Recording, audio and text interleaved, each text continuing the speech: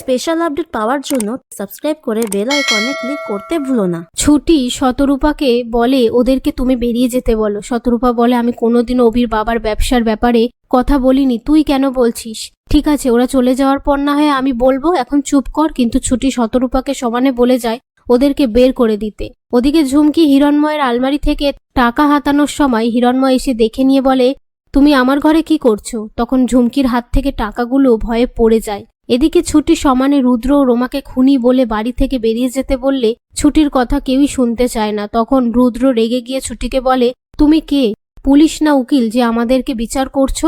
এই নিয়ে তারা কথা বলতে থাকে। ওদিকে হিরণময় ঝুমকিকে বলে আমার আলমারি থেকে টাকা নিয়ে তুমি কি করেছো? এটা তো কোড দেয়া ছিল।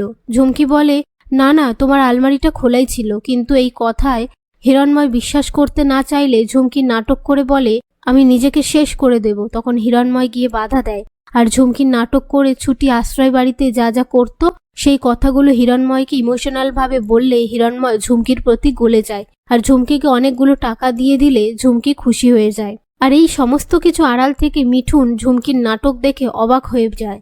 এদিকে ছুটি বারবার করে ইন্দ্র রোমাকে বাড়ি থেকে বেরিয়ে যেতে বলে অভিকে ফোন করে বাড়িতে ডাকে।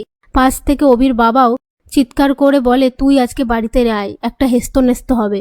এই বলে ফোনটা রেখে দেওয়ার পর অভি ভেবেই নেয় যে বাড়িতে বিশাল বড় একটা ঝামেলা অপেক্ষা করছে।